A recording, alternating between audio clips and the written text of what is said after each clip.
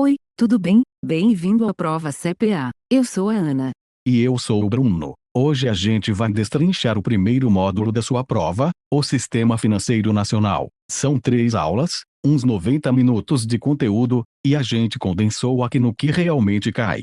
E eu queria começar com uma provocação. Bruno, muita gente acha esse módulo chato porque parece decoreba de sigla. É verdade? Um monte de sopa de letrinhas. Só que não é. Tem uma lógica por trás, e quando você entende a lógica, as siglas se encaixam sozinhas. Então vamos pela lógica. O Sistema Financeiro Nacional é o todo. É tudo que envolve a circulação do dinheiro no país. E olha que interessante, você usa esse sistema desde sempre e nem percebe. Pagar boleto, passar cartão, fazer um Pix, tudo isso acontece dentro do Sistema Financeiro Nacional. E dentro desse todo tem 3 camadas: quem cria as regras, quem fiscaliza as regras, e quem joga o jogo. A professora usa uma analogia que eu achei ótima para fixar isso. Pensa no futebol. Manda. A Confederação Brasileira de Futebol cria as regras do jogo. Ela não entra em campo, ela escreve o regulamento. Essa é a camada dos órgãos normativos. Exato. Aí você tem os juízes, que apitam a partida, olham se alguém está fazendo falta, e podem aplicar punição. Os órgãos supervisores. É por fim os jogadores, que são quem de fato joga. No nosso caso, quem movimenta dinheiro, vende investimento, faz transferência, são os operadores. Sacou a lógica? Cria, fiscaliza, joga. Agora é só encaixar os nomes. No topo, criando as regras, tem 3 conselhos. O principal é o Conselho Monetário Nacional, que a professora chama de cérebro do mercado. Ele define a política de moeda, crédito e câmbio. E abaixo dele, fiscalizando, tem 2. O Banco Central, que cuida de dinheiro, moeda, transferência e crédito, e a CVM, que cuida de investimento e valores mobiliários. A diferença entre os dois é essa: o Banco Central olha a instituição, a CVM protege o investidor. Aí tem o segundo conselho, o Conselho Nacional de Seguros Privados, e quem fiscaliza para ele é a SUSEP, que é a Superintendência de Seguros Privados. E a SUSEP cuida de 3 coisas: seguros, previdência privada aberta e capitalização. E o terceiro conselho é o Conselho Nacional de Previdência Complementar, com a Previc fiscalizando. E a Previc cuida da previdência fechada, que são os fundos de pensão. Repara no padrão, que é o que salva na hora da prova. Cada conselho tem a sua superintendência embaixo. Um escreve, o outro faz cumprir. Agora os operadores, que é onde tem mais nome para guardar, mas de novo, tem lógica. A maioria entrega no próprio nome. Agência de fomento fomenta, ou seja, dá crédito de longo prazo para setor estratégico e desenvolvimento regional. Sociedade de crédito a microempreendedora e a empresa de pequeno porte faz exatamente o que o nome diz. Companhia hipotecária, crédito imobiliário de longo prazo. Então guarda só os que tem pegadinha, e o primeiro é banco múltiplo. Esse cai muito. O banco múltiplo precisa ter no mínimo 2 carteiras. Mas atenção, e é aqui que derruba a gente, não é qualquer combinação de 2. Uma delas tem que ser obrigatoriamente a comercial ou de investimento. Então, se um banco tem carteira de câmbio e carteira de crédito, 2 carteiras, ele é múltiplo. Não, nenhuma das 2 é comercial nem de investimento. Não é múltiplo. Essa é clássica de prova. E a carteira comercial justamente aqui permite captar depósito e ter conta corrente. Outra que cai, a financeira. O nome oficial é Sociedade de Crédito, Financiamento e Investimento. E o que você precisa saber dela é o que ela não pode fazer. Ela não capta depósito à vista, não tem conta corrente, ela capta via mercado.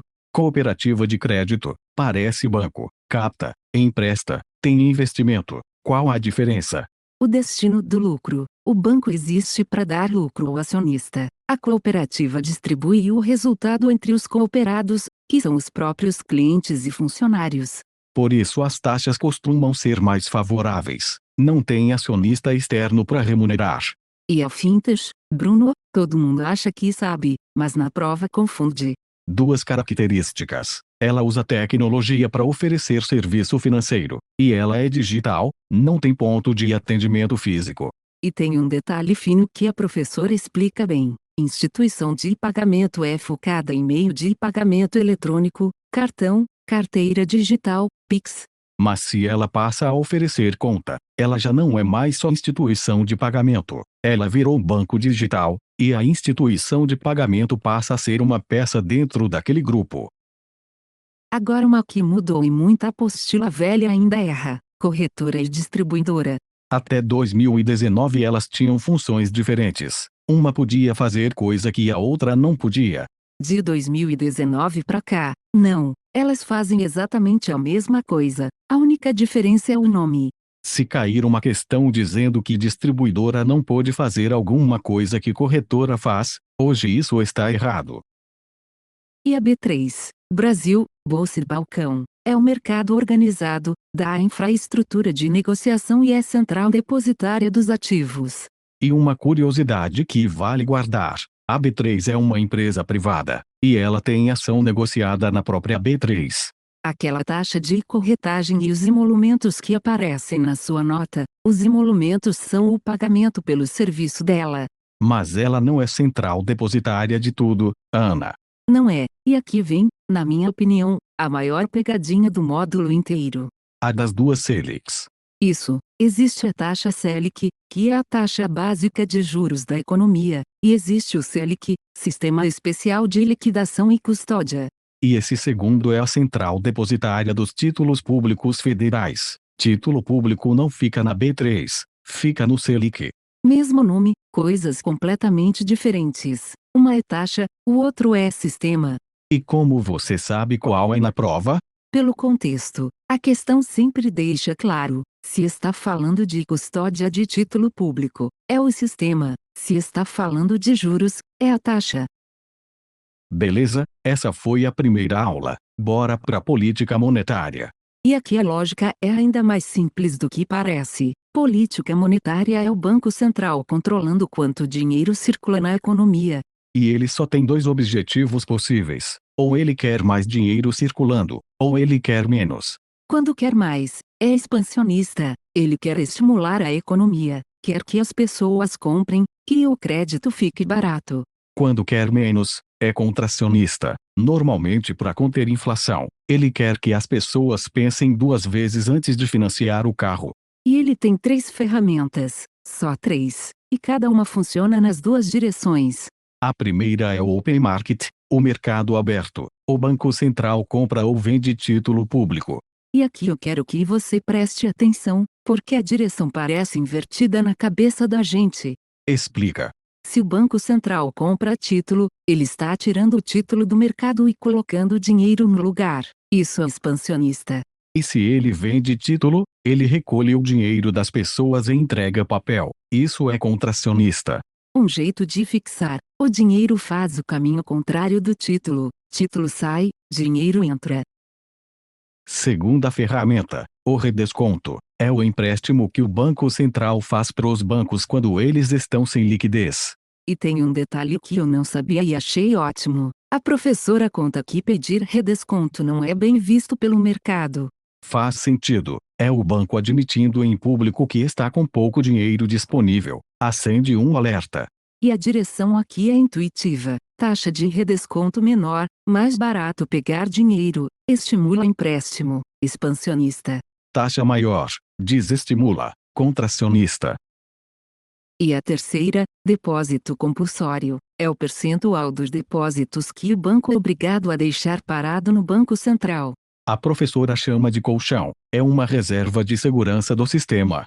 Se o Banco Central reduz o compulsório, sobra mais dinheiro no banco para emprestar, expansionista.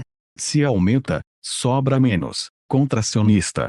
E repara que as 3 ferramentas sempre apontam para o mesmo lado. Se a política é contracionista, é juro para cima, venda de título e compulsório para cima, tudo junto. Agora os indicadores. E vamos começar pela mais importante, a taxa Selic. A taxa mãe dos juros é a referência para todas as outras taxas da economia. E quem define é o Copom, o Comitê de Política Monetária, que é uma sala dentro do Banco Central. E aqui um número que cai: o Copom se reúne a cada 45 dias. Depois tem a taxa DI, que é a média dos empréstimos entre bancos, de curtíssimo prazo. E ela fica sempre coladinha na Selic. É ela que aparece nos seus investimentos como CDI. Tem a taxa referencial, ATR, calculada pelo Banco Central com base nos juros pagos pelos CDBs. E ela serve como indexador em dois lugares que caem: a poupança e o financiamento imobiliário. E aí chegamos nos dois índices da inflação, que é onde a prova adora confundir. O IPCA é a inflação oficial do país, calculado pelo IBGE. É a referência da meta de inflação do Banco Central. E o IGPM é calculado pela FGV, e serve para reajustar aluguel e contrato. E o IGPM tem uma composição que vale decorar, porque cai o número exato. Ele é formado por 3 índices com pesos diferentes. 60% é o índice de preços ao produto ou amplo, que é preço no atacado. 30% é o índice de preços ao consumidor. E 10% é o índice nacional de custo da construção. 60, 30, 10 atacado, consumidor, construção. E é por isso que o IGPM descola tanto do IPCA em anos de dólar agitado. O atacado pesa 60% e sente câmbio muito rápido. Falando em PIB, Bruno, tem um detalhe que a professora fez questão de enfatizar. Qual? O PIB soma os bens e serviços finais. Porque isso importa. Porque se você somar a matéria-prima e depois somar o produto pronto, você contou a mesma coisa 2 vezes, por isso só entra o produto final. E a fórmula é consumo das famílias, mais gasto do governo, mais investimento, mais exportações menos importações. E as importações entram subtraindo justamente para corrigir dupla contagem, porque não foram produzidas aqui. Bora pra câmbio, que tem o assunto que mais assusta o pessoal, a troca cambial. O nome dela é swap cambial, e não é difícil quando você entende que swap significa troca. É só isso, uma troca. Conta a história que a professora usa. Imagine uma empresa que comprou uma máquina dos Estados Unidos, financiada em dólar. Aí o dólar dispara e a dívida dela cresce junto. E ela pode não conseguir pagar. Exato. Aí entra o swap. E aqui eu quero ser precisa numa coisa, porque é comum ouvir explicação simplificada demais. A empresa não bate na porta do Banco Central para comprar um contrato. Como funciona então? O Banco Central oferta os contratos de swap por leilão, no mercado. Quem compra são as instituições, e é pelo mercado que a proteção chega em quem precisa dela. Mas a troca em si, o que é que muda de mão? Quem compra o swap recebe a variação do dólar mais o cupom cambial, e paga em troca a taxa de juros do período. É essa a troca. Ou seja, trocou um risco que não se controla, o dólar, por um custo conhecido, o juro. Isso, e o Banco Central entra nessa ponta porque o interesse dele é a estabilidade cambial, não é lucrar na operação. E repara numa vantagem, ele acalma o câmbio sem precisar vender dólar das reservas. E o cupom cambial, que apareceu aí, é o quê?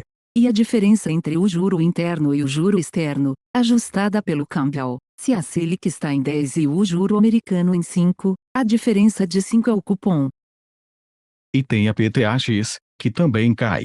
A PTAX é a taxa de câmbio média do dia, usada como referência em contrato, e o detalhe que cai é como ela é apurada. 4 janelas de consulta às instituições financeiras ao longo do dia, e o Banco Central divulga no fim do dia útil. Então não existe PTAX em tempo real, ela sai só no fim do dia. E a última do câmbio, turismo é mais caro que comercial. Porque o turismo embute imposto e taxa de cartão, que o comercial não tem. Aquela cotação que você vê no jornal costuma ser a comercial. Última aula, operações do mercado financeiro. E a boa notícia, Ana. A prova da CPA não cobra cálculo pesado, é conceito. E o conceito número 1 é a diferença entre juro nominal e juro real. Você aplicou R$ 1.000 a 10% no ano. No extrato aparece 1.100. Esse é o nominal.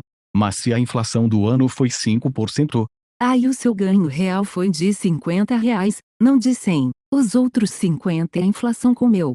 rendimento nominal não é ganho de poder de compra, anota essa. E a outra dupla é capitalização simples e composta.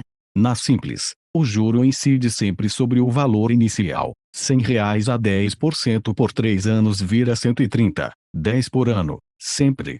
Na composta, O juro de um período entra na base do próximo, 100 vira 110, depois 121, depois 133,10 centavos. A professora chama de bola de neve, e quanto maior o prazo, maior a diferença entre as duas. É por último, a taxa livre de risco, é o retorno de um investimento sem risco de calote, referenciado nos títulos públicos. E para que serve isso na prática?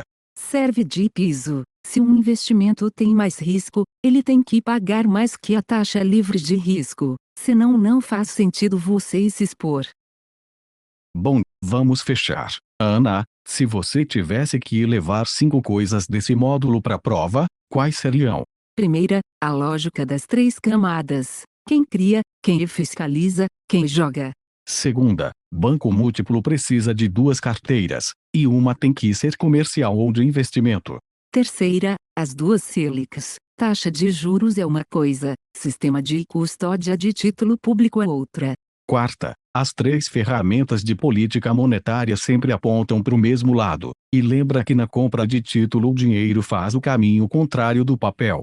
E quinta, o IGPM é 60, 30 e 10 atacado, consumidor, construção, e quem calcula é a FGV, não o IBGE. É isso, esse foi o módulo 1.